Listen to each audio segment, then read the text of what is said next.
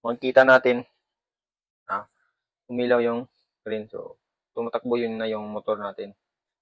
So, subukan natin na isang overload. So, nag-stop lahat.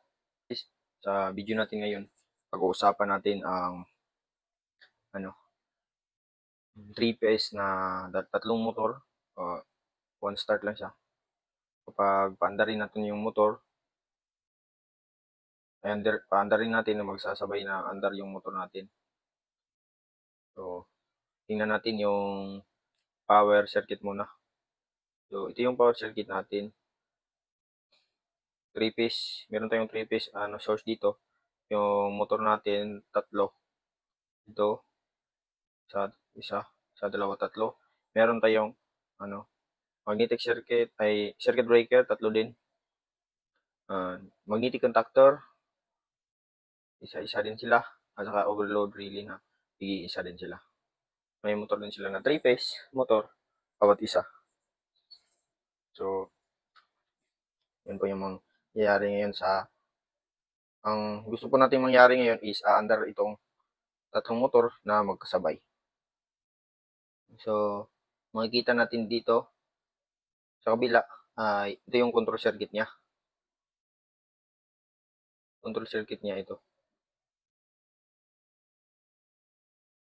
Boom. So, ngayon, naka-standby mode yung natin motor. Yung tatlong motor. Umilaw tong pilot climb na red bottom. So, naka-standby siya, ready to go, ready to start para andar yung motor natin. So, isa-isahin muna natin yung mga mga connection niya dito sa control. So, ito yon ang emergency button natin. Ito yung stop button, start button. Ito naman itong magnetic contactor, A1 saka E2 para sa isang motor. Ito naman yung magnetic contactor para sa pangalawang motor. Pangatlong motor, K3, makita niyo yan, yung aging na yan. And then, makita din dito, ito yung normally close o 90, tawag nito, 95, 96 sa overload relay natin. Kapag open to siya, makakat yung natin, kurente. So, mag-stop yung motor natin.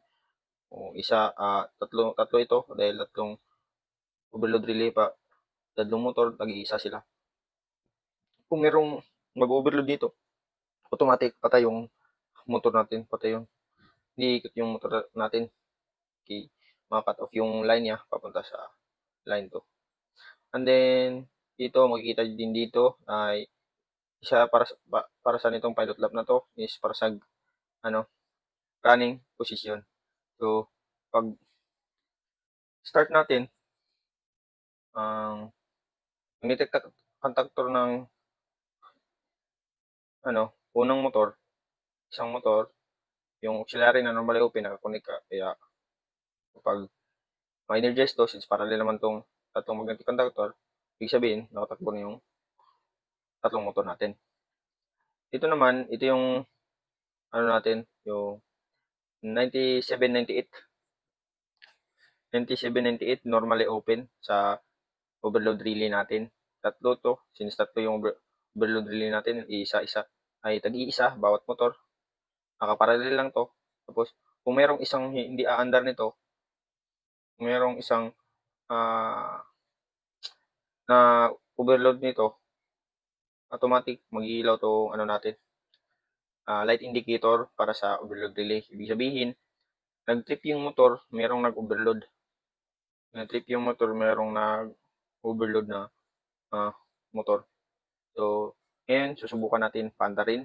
Pinutin muna natin tong circuit breaker nila para running position.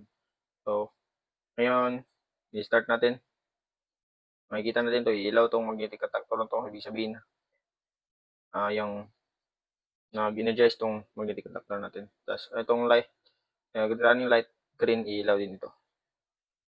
Dahil magkuklose tong normally open galing sa magnetic contactor 1. Boom. Boom.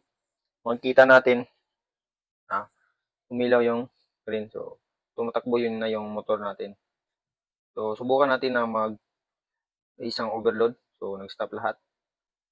at nag-stop lahat yung ano natin, yung motor natin since na-overload, nag-open to siya. So, makita natin dito, ngayon, tingnan natin dahil hindi nag-start hindi nag-ilaw tong ah, tripping button niya. So, tingnan natin ulit. Stop. Kung ano yung problema dito, bakit hindi umilaw. Dapat kasi ilaw to siya. No? Is nakaparallel naman yan.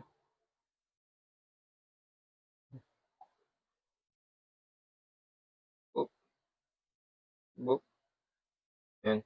So, tingnan natin ulit. Ipatakbuhin kung ilaw na ba. Para sa connection tayo nagkamali doon. Boop. Natin kung mag-overload. Hindi pa rin nag-ilaw. Kaya pala hindi nakailaw dahil yung kaya dito hindi natin naka-open kasi ito. Kaya hindi talaga ilaw. So, dito natin yan ilalagay. Yung ano natin. Dito. Dito siya diretso sa line natin diretso. Sa source diretso para ilaw siya. So, tingnan natin ulit. I-adjust muna natin yung motor natin. Boom. Nag-overload. Yun, ilaw siya. Nag-trip yung motor natin. So,